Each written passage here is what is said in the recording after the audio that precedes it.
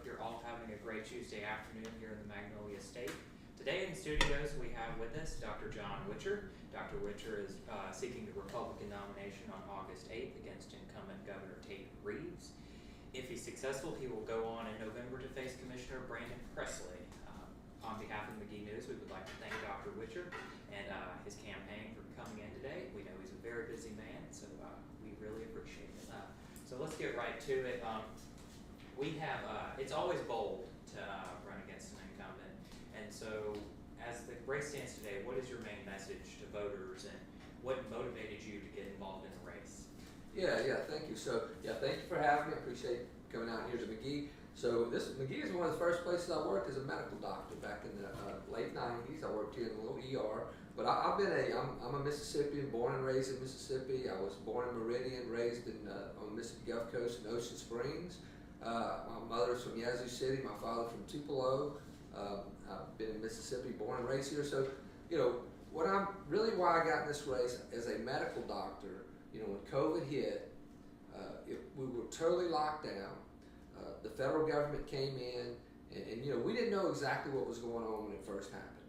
But soon after the virus came out, I was a medical director at a small ER. We knew that that we had ways to treat COVID with things like ivermectin, hydroxychloroquine, vitamin supplements, very effective medications that were cheap. But the federal mandated protocols came down, went through Tate Reeves, our governor. He deferred all things COVID to Dr. Thomas Dobbs, which basically they vilified ivermectin, hydroxychloroquine, and they pushed for the COVID vaccines. And so that's what got me involved in politics. We started Mississippi Against Mandates. We had other doctors with us. And we initially started to push back against the COVID vaccine mandates. People were losing their jobs. Many people lost their jobs in Mississippi. They had to choose between a shot they didn't want and a job they wanted. And so we helped many people get exempt, but some people were not able to get that exemption.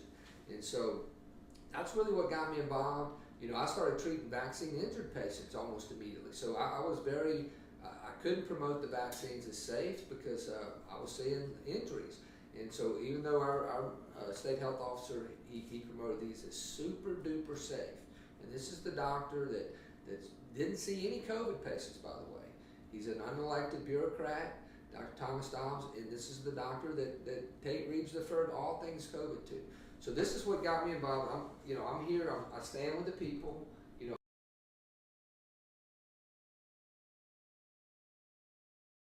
Could have been saved, that died in the hospitals, locked down alone. They could have been saved if they would have been given the right treatment, such as ivermectin, hydroxychloroquine, etc. And then two, these people that injured, disabled, and some have even died. So that's really what got me in the race. I am a medical doctor, but also, and that's why I got into politics. But I feel like I'm qualified in other ways as well. I'm an engineer before I was a medical doctor. I was an electrical engineer for a few years as a young man. I've always been a businessman. I currently am. My wife and I, she's a real estate agent. We're a small real estate company, and so we're like many Mississippians. Many people throughout there, we're small business owners, we're taxpayers, and Brooke and I, we grew up in the days of Ronald Reagan. We believe in the American dream. We believe in small government. We're true conservatives. We believe in getting rid of government corruption. We believe in lowering taxes, and we believe in free enterprise. And so, and then too, we have children. I have 4 grown children, 4 grandchildren, all under 2 and a half. And bottom line is, we're losing our country. It really is. I mean, we're in critical condition. The house is on fire, and many of our state politicians, like Tate Reeves, he's like asleep at the wheel. And I know Tate Reeves. He was my neighbor. I campaigned for him. I voted for him. But when COVID hit, he would not push back. Like I said, early on when Donald J. Trump was in there, we didn't know for sure. But when Biden got in there and he started locking down mask mandate and pushing these shots, a shot in every arm, and vilifying these drugs, ivermectin, hydroxychloroquine, we knew better at that point. And Tate Reeves would not listen to not only me, but other doctors around the state that tried to get him to do the right thing. And he just did not have the political will to do it. When I look at your push card, you make free speech a potent issue on it, and you have, and for First Amendment as well. They're both an integral part of your campaign. In 2019, Governor Bryant signed House Bill 761 into law, which bans Mississippi companies from divesting their assets in Israel. As a supporter of the First Amendment, do you believe in banning boycotts against Israel? Why or why not? I believe you have limited government. I don't believe you want to go in there. First and foremost, as this country was founded on Judeo-Christian principles. I'm personally a Christian. I believe, I carry my Bible with me everywhere I go. Been doing that for a couple of years since I've been speaking out. And I believe, we should support Israel, but I don't believe that the government is really there to make laws to tell someone where to invest or not invest. Unless it comes to things like what's happening right now. This ESG, this is a global, this is a private government partnership with these NGOs, and they're pushing that we should invest in woke companies.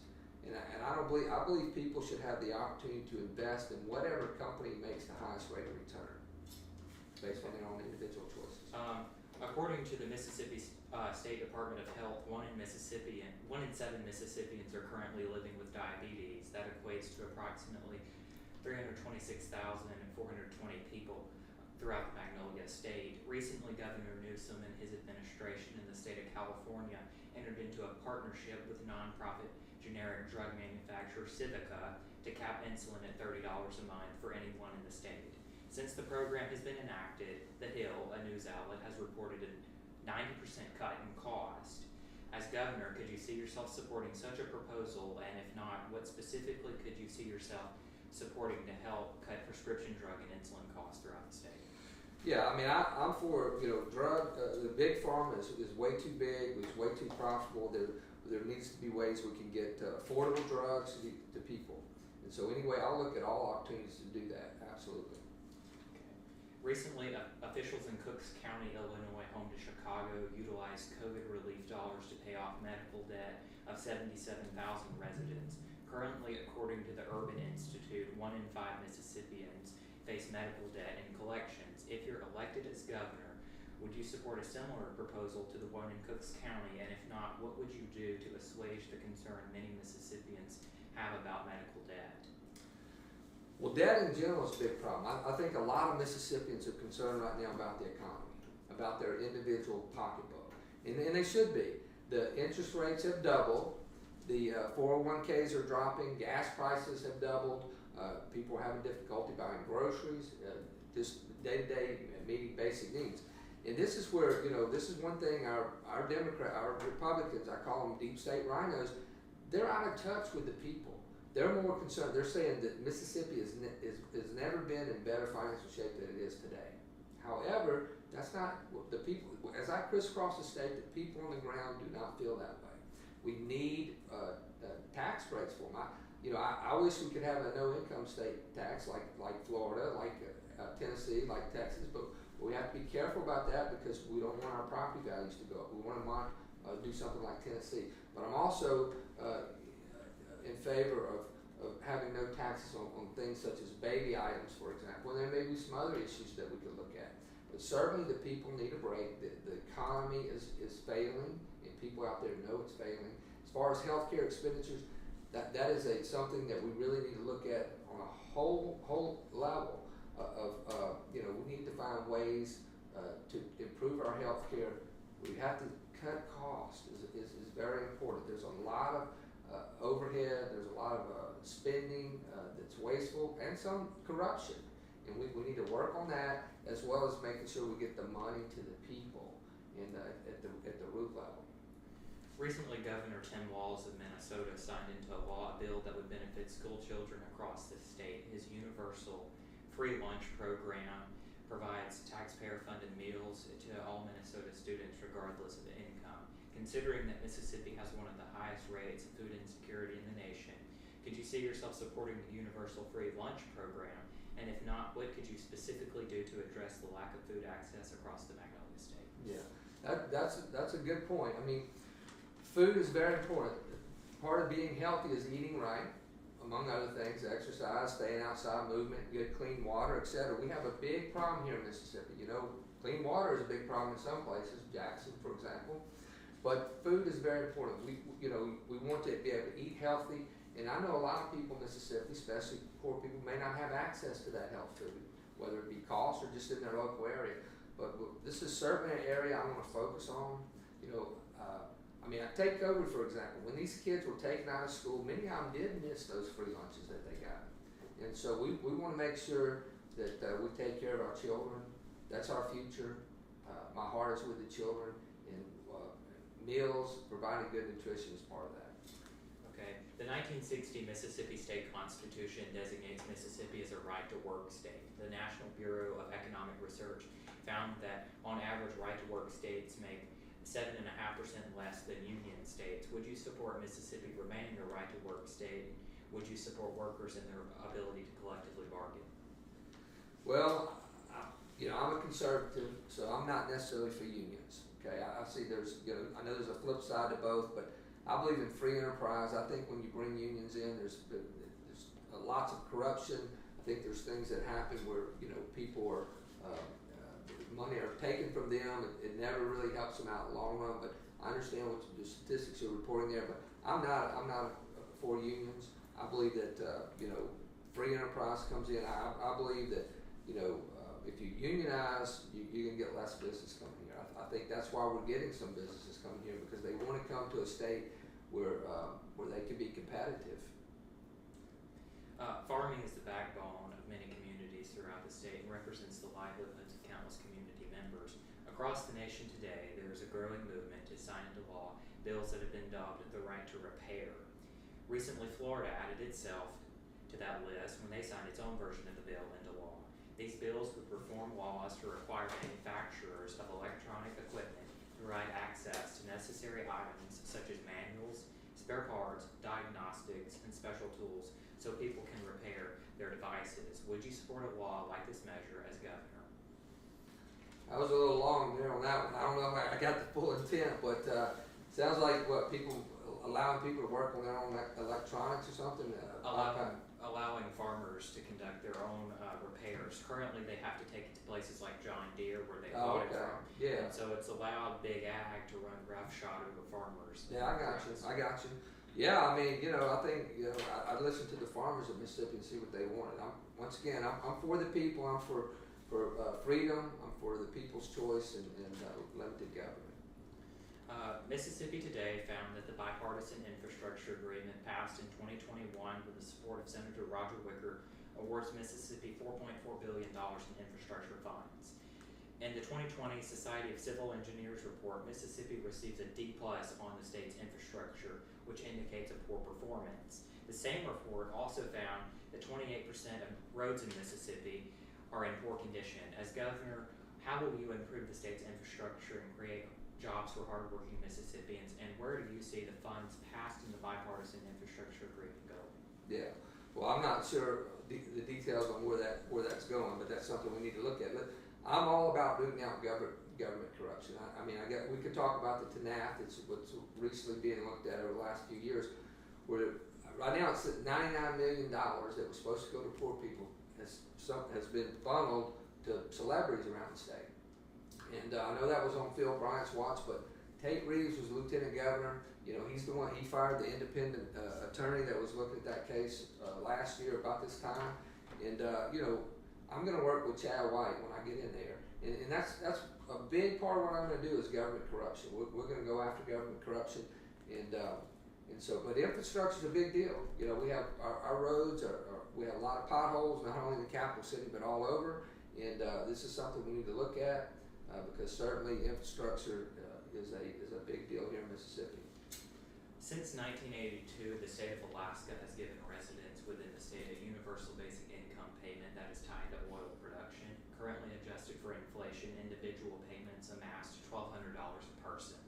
The 2020 census found that 553,759 people in the state of Mississippi live below the poverty line. Seeing this problem, could you see yourself supporting a universal basic income program like they have in Alaska?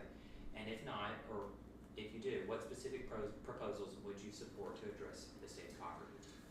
Yeah, I absolutely don't think a universal basic income is even close to the answer.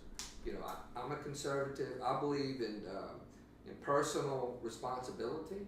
I believe through hard work, integrity, commitment to excellence, anybody can succeed. You know, I don't believe, you know, I think a big problem we have is handouts. When you have a government, our government is really there to protect our freedoms. It's not there to provide all of our needs. And I think when you have a government that can do that, they can also take away everything we have. So I'm not for universal basic income. And as far as poverty goes, we do have a lot of poverty in Mississippi, and this is something we need to address and talk about.